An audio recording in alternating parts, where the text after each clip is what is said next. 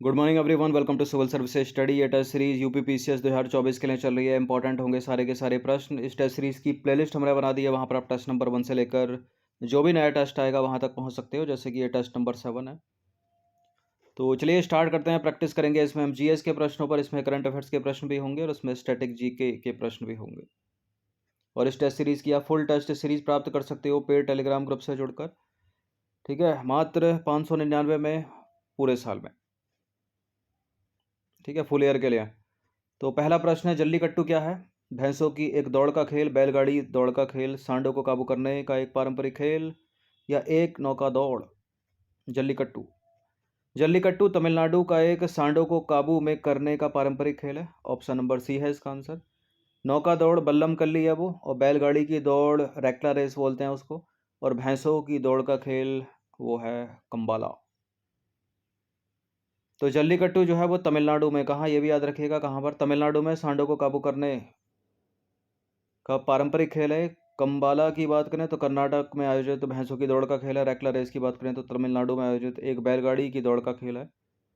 और बल्लम कल्ली केरल की नौका दौड़ का खेल है। चारों के चारों इंपॉर्टेंट है।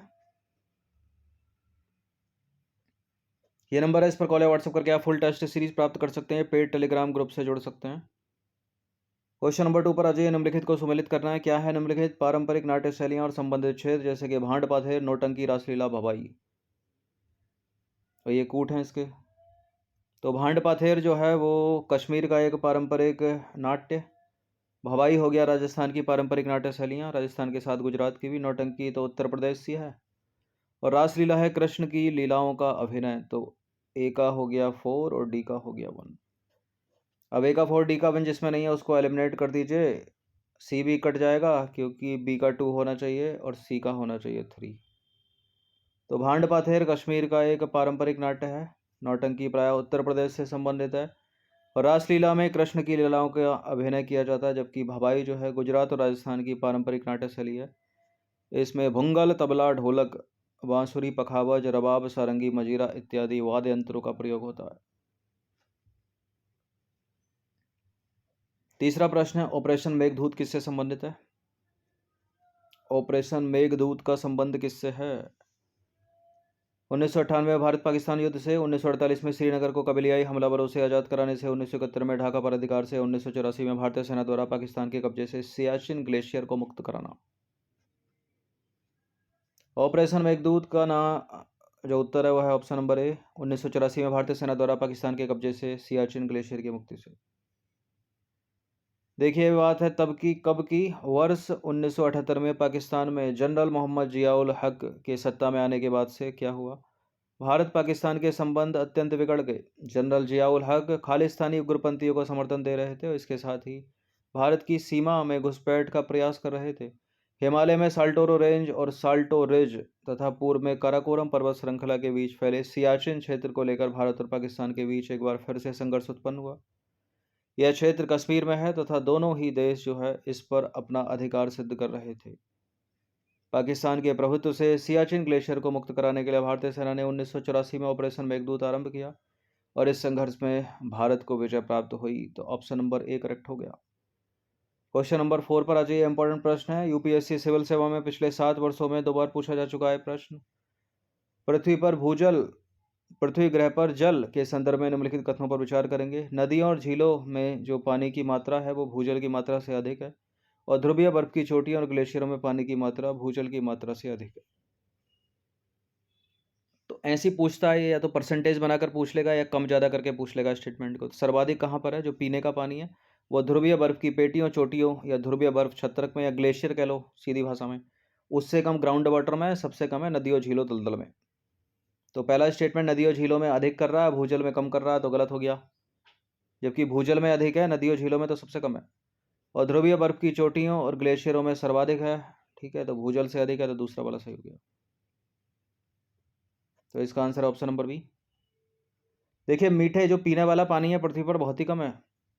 मीठे पानी के संसाधनों के वितरण से पता चलता है कि अधिकांश जल लगभग 69% ग्लेशियरों में संग्रहित है, ठीक है, और लगभग 30% भूजल के रूप में भूमिगत पाया जाता है, जबकि नदियों, झीलों और दलदल में जो है इनमें जो है सामूहिक रूप से कुल मीठे पानी का कितना 1% से भी कम उपलब्धता है। तो नतीजा क्या निकलता है इसका, भूजल की मात्रा की तुलना में नदियों झीलों में जो निहित पानी की मात्रा है वो कम है। स्टेटमेंट अधिक बता रहा था तो इसलिए गलत था वो, ठीक है, पहला गलत था वहां पर। और भूजल स्रोतों की तुलना में ध्रुवीय बर्फ की चोटियों में, पेटियों में और ग्लेशियरों में जो पानी की मात्रा है वो अधिक है, तो दूसरा वाला सही है। तो सर्वाधिक किसमें हो गई, ग्लेशियर में, ठीक है। उससे कम किसमें हो गई, ग्राउंड वाटर में। और सबसे कम किसमें हो गई, नदियों झीलों में।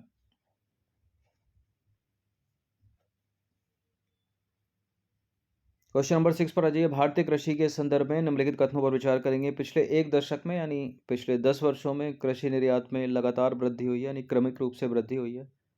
और भारत में लगभग 75% महिला कर्मचारी देश के कृषि क्षेत्र में कार्यरत हैं। कौन सा स्टेटमेंट सही है इसमें? देखिए, क्रमिक रूप से तो वृद्धि हुई नहीं है पिछले एक दशक में, गलत है पहला स्टेटमेंट। 75% महिला कर्मचारी देश के कृषि क्षेत्र में कार्यरत हैं, दूसरा वाला सही है। तो पिछले एक दशक में कृषि निर्यात में कोई क्रमिक वृद्धि नहीं हुई है, गलत है पहला स्टेटमेंट, दूसरा वाला सही है। भारत में लगभग 75% महिला कर्मचारी देश की कृषि निर्यात में कार्यरत हैं। 7वां प्रश्न है, हाल ही में खबरों में देखी गई किरीट पारेख जो कमेटी है वो किससे संबंधित है? सार्वजनिक वितरण प्रणाली, दीर्घकाल में खाद्य नीति तैयार करना, गैस मूल्य निर्धारण या कृषि ऋण प्रणाली। इसका आंसर ऑप्शन नंबर सी, गैस मूल्य निर्धारण सुधार से। तो सरकार ने वैश्विक ऊर्जा कीमतों में वृद्धि के जवाब में घरेलू स्तर पर उत्पादित गैस के लिए मूल्य निर्धारण सूत्र की समीक्षा करने के लिए किरीट पारेख समिति की स्थापना की है। सीधे सीधे याद रखिएगा। ये ज्योग्राफी का टर्म है विंटर किल। क्या है विंटर किल? जलीय पारिस्थितिक तंत्र में विंटर किल क्या है? विंटर किल है शीत ऋतु के दौरान ऑक्सीजन की कमी के कारण मछलियों की मृत्यु। Option number C. देखिए, विंटर किल एक शब्द है जिसका उपयोग जल निकाय में ऑक्सीजन की कमी के कारण सर्दियों में होने वाली मछलियों की मृत्यु से होता है।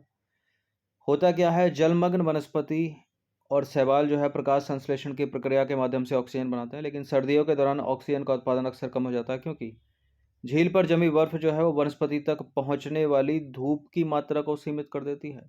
जब ऑक्सीजन का स्तर घटता है तो कम प्रतिरोधक मछली की प्रजातियां और समग्र रूप से खराब स्थिति में मछलियों का दम घुटने लगता है और उनकी मृत्यु हो जाती है। तो विंटर किल क्या है? ऑक्सीजन की कमी के कारण जलीय पारिस्थितिक तंत्र में मछलियों की मृत्यु होना।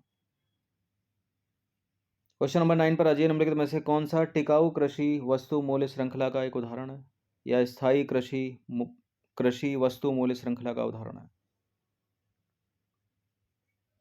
कौन सा है इनमें से? देखिए, इसका आंसर ऑप्शन नंबर सी, एक चावल मूल्य श्रृंखला जो कृषि वानिकी प्रथाओं पर निर्भर करती है, रासायनिक उपयोग को कम करती है और मिट्टी के स्वास्थ्य को बढ़ावा देती है। सी है इसका आंसर।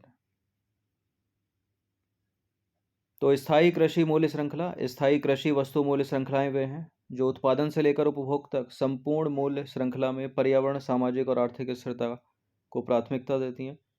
ऐसी मूल्य श्रृंखलाओं का उद्देश्य सकारात्मक सामाजिक और आर्थिक परिणामों को अधिकतम करते हुए नकारात्मक पर्यावरणीय प्रभावों को कम करना है। इस प्रकार चावल मूल्य श्रृंखला जो कृषि वानिकी प्रथाओं पर निर्भर करती है, रासायनिक उपभोग को कम करती है और मिट्टी के स्वास्थ्य को बढ़ावा देती है, एक स्थायी मूल्य श्रृंखला का उदाहरण है। तो विकल्प सी इसका आंसर हो गया। 10वां प्रश्न है, पारिस्थितिक नीच के संदर्भ में निम्नलिखित कथनों में से कौन सा कथन सत्य है? ये कुछ इंपॉर्टेंट है एनवायरमेंट इकोलॉजी के टर्म, ठीक है, जैसे कि वायोम हो गया, जीवोम हो गया, पारिस्थितिक नीच हो गया, कीस्टोन प्रजातियां, ठीक है, बड़ी पूछी जाती हैं ये। तो हर एग्जाम में एनवायरमेंट इकोलॉजी तो आती है, इसलिए हमेशा तैयार इनको करके जाया कीजिए। तो पहला स्टेटमेंट है, किसी जीव समुदाय की दो प्रजातियां एक नीस में एक साथ जीवित रह सकती हैं। नहीं रह सकती, गलत है। किसी नीच में रहने वाली प्रजाति दूसरे नीच में रहने वाली प्रजाति की पूरक होती है, ये सही है। तो करेक्ट स्टेटमेंट केवल दूसरा होगा इसमें, पहला इनकरेक्ट है। देखिए, पारिस्थितिक नीच यानी इकोलॉजिकल नीच वह स्थान होता है जहां कोई जीव अपने जीवन के निर्वहन के लिए विशेष प्रक्रियाओं जैसे कि भोजन की उपलब्धता, आवास, निषेचन आदि को पूर्ण करता है। किसी एक नीच में रहने वाले जीव समुदाय की दो प्रजातियां एक साथ नहीं रह सकती। तो गलत है पहला स्टेटमेंट, दूसरा वाला करेक्ट है। क्वेश्चन नंबर 11 पर आ जाइए। निम्नलिखित में से कौन सा कथन मध्यकालीन साहित्य की विशेषता के बारे में असत्य है? मध्यकालीन साहित्य की विशेषता: आधुनिक भारतीय भाषाओं का जन्म इसी काल में हुआ। इस दौरान पंथ निरपेक्ष गीतों की भी रचना हुई और मध्यकालीन युग में एक भाषा के रूप में उर्दू अपने अस्तित्व में आई और मध्यकालीन साहित्य का एकमात्र केंद्रीय भाव भक्ति था। एकमात्र केंद्रीय भाव भक्ति। देखिए, जो स्टेटमेंट होते हैं कि इस दौरान, जैसे इसी वाला स्टेटमेंट है, इस दौरान पंथ निरपेक्ष गीतों की भी रचना हुई, की भी लगा के जो कर देते हैं तो वो सही हो जाता है। आधुनिक भारतीय भाषाओं का जन्म इसी काल में हुआ, ठीक है। मध्यकालीन युग में एक भाषा के रूप में उर्दू अपने अस्तित्व में, ये भी ठीक है। लेकिन ये केवल, किंतु, परंतु और एकमात्र जहाँ लगा होता है वो अधिकतर गलत हो जाते हैं, ठीक है। अधिकतर गलत हो जाते हैं, यहाँ पे भी गलत है। तो ऐसा नहीं है कि एकमात्र केंद्रीय भाव भक्ति ही था, तो गलत है पहला वाला स्टेटमेंट, यही आंसर होगा अपना। देखिए, 1000 ईस्वी के आसपास प्राकृत भाषा में स्थानीय विभिन्नताएं अधिकाधिक स्पष्ट होती चली गईं, जिन्हें बाद में अपभ्रंश कहा जाने लगा था। इसके परिणाम स्वरूप आधुनिक भारतीय भाषाओं ने आकार लिया तथा इनका जन्म हुआ। उर्दू, हिंदी, मणिपुर, असमी इत्यादि इसी समय की भाषाएं हैं। अब देखिए, 1000 से 1800 ईस्वी के बीच मध्यकालीन भारतीय साहित्य का सर्वाधिक शक्तिशाली रुझान भक्ति काव्य था, परंतु मध्यकालीन साहित्य का केंद्रीय भाव एकमात्र भक्ति ही नहीं था, इसलिए गलत है पहला स्टेटमेंट। 1700 से 1800 ईस्वी के बीच बिहारी लाल और केशवदास जैसे कई कवियों ने हिंदी में श्रृंगार भाव के पंथ निरपेक्ष काव्य का सृजन किया। अब है 12वां प्रश्न, करंट अफेयर्स का ये प्रश्न है और यूपीएससी सिविल सेवा में बड़े पूछे जाते हैं ऐसे प्रश्न। ये हो गया डीएनए फिंगरप्रिंटिंग से रिलेटेड हो गया। देखिए, अपने हाल ही के निर्णय में सुप्रीम कोर्ट ने, यानी सर्वोच्च न्यायालय में, ने आधिकारिक मामलों में डीएनए रिपोर्ट को निर्णायक सबूत के रूप में स्वीकार करने की आलोचना की है। इनमें से कौन सा जो है इसका सबसे संभावित कारण है? ठीक है, सुप्रीम कोर्ट का कहना है कि डीएनए की जो रिपोर्ट है वो एक निर्णायक रिपोर्ट नहीं है, निर्णायक सबूत नहीं है, वो दूसरे सबूतों के जैसे ही एक सबूत है, तो सबको देखकर ही निर्णय देंगे। तो पहला है, डीएनए के नमूने अक्सर संदूषण और गलत संचालन के लिए प्रवण होते हैं। डीएनए साक्ष्य की गलत व्याख्या की जा सकती है। डीएनए साक्ष्य से छेड़छाड़ की जा सकती है। कौन सा सही है इसमें? क्यों डीएनए की रिपोर्ट को निर्णायक रिपोर्ट नहीं मान रहा है सुप्रीम कोर्ट? क्योंकि डीएनए के नमूने अक्सर संदूषण और गलत संचरण के लिए प्रवण होते हैं। डीएनए साक्ष्य की गलत व्याख्या की जा सकती है या उससे छेड़छाड़ की जा सकती है। सारे के सारे करेक्ट है इसका आंसर। देखिए, सुप्रीम कोर्ट की आलोचना का कारण है कि डीएनए साक्ष्य हमेशा विश्वसनीय नहीं होते। ऐसे मामले सामने आए हैं जहां डीएनए सबूतों की गलत व्याख्या की गई या जहां इनके साथ या इसके साथ छेड़छाड़ की गई। डीएनए नमूनों के संग्रह और प्रबंधन को लेकर चिंताएं हैं। इसका मतलब यह है कि डीएनए सबूत को निर्णायक सबूत नहीं माना जाना चाहिए, बल्कि कई सबूतों में से एक सबूत के रूप में माना जाना चाहिए और सबको देखकर ही निर्णय दिया जाना चाहिए। ठीक है, तो डी है इसका आंसर। क्वेश्चन नंबर 13 पर आ जाइए। अल नीनो के संबंध में सवाल है, ये ज्योग्राफी का प्रश्न है और ये यूपीपीसीएस 2023 की जो अभी परीक्षा हुई थी, ठीक है, उस टेस्ट सीरीज से पहले 4 से 5 बार, कम से कम 5 से 5 बार कराया होगा ये सवाल मैंने टेस्ट सीरीज में, ठीक है, क्योंकि इंपॉर्टेंट है, आना ही था और आ भी गया और 2 स्टेटमेंट बनाकर ही पूछा था।